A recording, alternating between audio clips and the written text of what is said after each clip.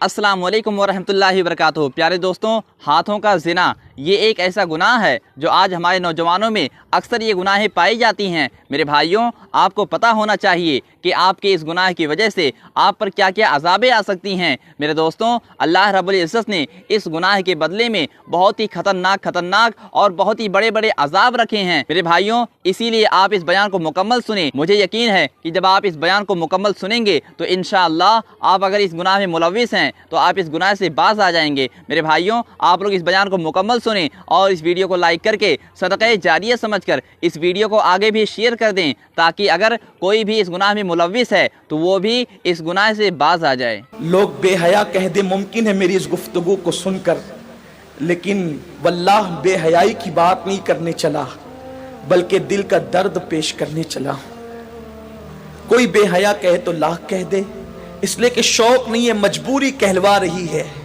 जो कहना चाहता हूं, आज हमारे नौजवान जिस फेले बद में सबसे ज्यादा गिरफ्तार हैं, जिना से भी ज्यादा, वो है अपने हाथों से अपने ऊपर गुस्ल को फर्ज करना। मुझे इससे आसान और इससे बाहया अल्फाज इस गुनाह के हवाले की तशरीह के लिए नहीं मिल पा रहे हैं कि लोग अपने हाथों से, नौजवान हमाम के अंदर बैठकर, बैतुल खला में बैठकर, तन्हाई में बैठकर अपने हाथों से अपनी इस्मत से खेलते हैं और वो अपने हाथों से अपने ऊपर गुस्ल को फर्ज करते हैं।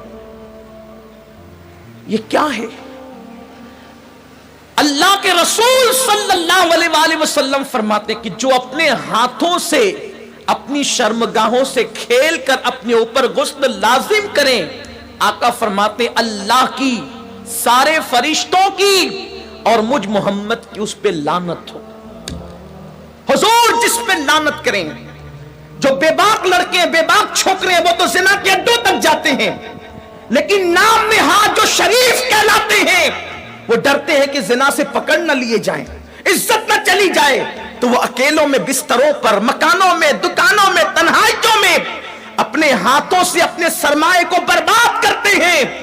मैं अपना दिल का दर्द अपने उन भाइयों तक पहुंचाना चाहता हूं और आपके तवस्सुत से दुनिया भर में मेरे जो नौजवान इस फेले बद में गिरफ्तार है, जिस पर रसूल पाक ने लानत की, अल्लाह ने लानत की, हुजूर अलैहिस्सलातु व तस्लीम के गुलामों, जो अपने हाथों से अपने ऊपर गुस्ल फर्ज करें, कयामत के दिन उनको जानियों से ज्यादा सख्त अजाब दिया जाएगा।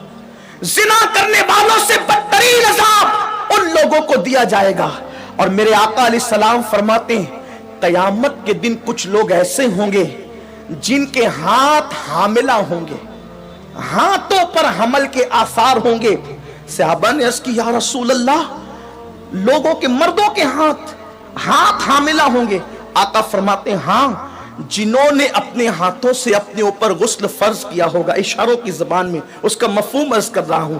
कयामत के दिन वो इस हालत में उठेंगे कि उनके हाथ हामिला होंगे।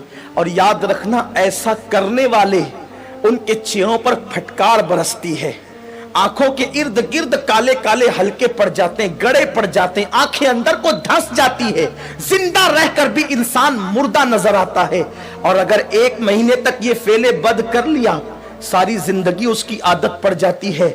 एक वक्त तो वो आता है कि इंसान शादी के काबिल नहीं रह जाता। जब माँ बाप शादी का प्लान पेश करते हैं, इधर मुंह छुपा रहा है, उधर मुंह छुपा रहा है, गोया कि अपनी जिंदगी को तबाह कर चुका है, बर्बाद कर चुका है।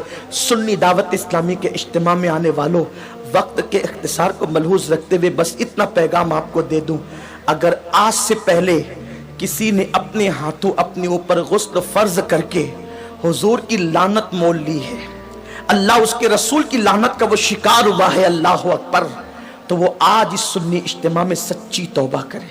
इसलिए कि तौबा इंसान की जिंदगी को बदल देती है। ये तौबा ही है जिसने फुज़ैल इब्न अयास को औलिया का ताजदार बनाया। ये तौबा ही है जिसने बिश्र हाफी को बगदाद के मैखाने से निकालकर काबे का मुजावर बनाया और 2 लाख हदीसों का हाफिज बना दिया। ये तौबा ही है जो इंसान को बहुत बुलंद मर्तबे तक ले जाती है। आज सच्ची तौबा कर लें, इसलिए कि तौबा करोगे नजात पाओगे, ایک حدیث پاک کا خلاصہ اختصار سے اور اپنی گفتگو تمام کروں.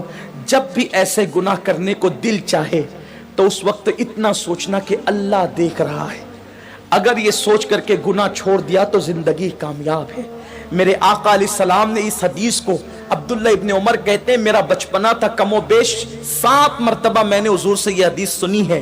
آقا فرماتے ہیں کفل نام کا بنی اسرائیل میں ایک شخص تھا, ایک جوان تھا, گناہ کرنا اس کی عادت تھی. ایک مرتبہ ایک لڑکی کو پیسوں کی ضرورت تھی, محلے میں کسی نے نہیں دیا, سینکڑوں کی ضرورت تھی, اس نے ہزاروں دے دیے.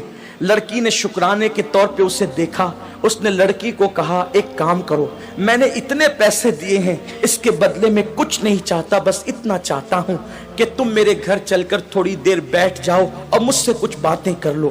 لڑکی چلی گئی, اس نے ساری کھڑکیاں اور دروازے بند کر دیے اور لڑکی کے ساتھ بیٹھ کر باتیں کرنے لگا. جب کھسک کر کے آگے گیا تو لڑکی کے بدن پر کپ کپی طاری ہو گئی, وہ اٹھ کر کھڑی ہو گئی. اس نے پوچھا اے لڑکی تیری مدد کسی نے تو نہیں کی, پھر آخر اس کھڑکی دروازوں کے بند ہونے کے بعد تو کس سے ڈرتی ہے؟ تو لڑکی نے جواب دیا کہ کوئی نہیں دیکھ رہا ہے. کفل تو نے 1000 بار ایسے کام کیے ہوں گے, لیکن آج سے پہلے میں نے ایسے کوئی کام نہیں کیا. مجھے ڈر لگتا ہے اگر قیامت میں میرا اللہ مجھ سے پوچھے گا تو نے یہ گناہ کیوں کیا, تو میں رب کی بارگاہ میں جواب دینے کی طاقت کہاں سے لاؤں گی؟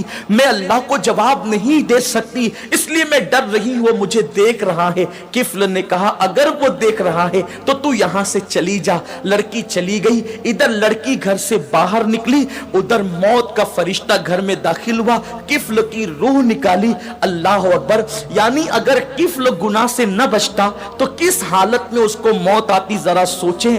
بستروں پہ لیٹ کر اپنے اعضاء سے کھیلنے والوں کو میں پوچھنا چاہتا ہوں, گندی تصویریں دیکھ کر اپنے اوپر غسل فرض کرنے والوں کو پوچھنا چاہتا ہوں, زنا کے مناظر دیکھ کر اپنے جذبات پہ بے قابو کرنے والے میری قوم کے جوانوں سے, میرے بھائیوں سے پوچھنا چاہتا ہوں, میں اپنے قوم کے مستقبل کو کتنا تاریک دیکھوں.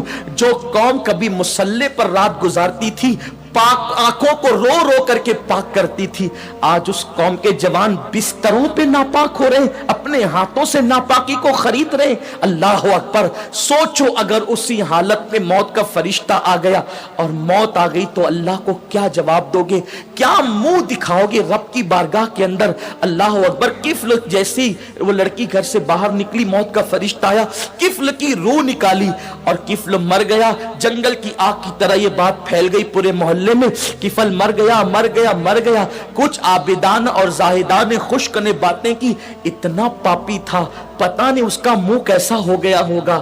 ایسے میں کسی نے کہا کچھ بھی تھا لیکن کلمہ پڑھنے والا تھا, اس کی میت میں جانا تو پڑے گا. جب لوگ اس کی میت میں گئے تو اس کے گھر پر قدرتی قلم سے لکھا ہوا تھا کہ کفل اللہ سے ڈر کر ایک گناہ سے بچ گیا, اللہ نے اس کی ساری زندگی کے گناہوں کی مغفرت فرما. آؤ ہم بھی سچے دل سے توبہ کر لیں, رب کو منا لیں. زندگی کا کوئی بھروسہ نہیں. اور اتنے بڑے اجتماع میں آئے ہو, میں تو بس اتنا کہتا ہوں یہاں سے جاؤ تو یہ عزم لے کر جاؤ, انشاءاللہ نہ گناہ کریں گے نہ گناہ کرنے دیں گے. اپنے علاقوں میں جا کر سنی دعوت اسلامی کی شاخیں قائم کریں گے, برکات شریعت کا درس دیں گے, اجتماعات کریں گے تاکہ ہمارے نوجوان گناہوں سے بچ سکے. ممکن ہے اپنی فغاں سے چند لوگ ہی بچ جائیں تو یہی اپنے لیے نجات کو کافی ہے.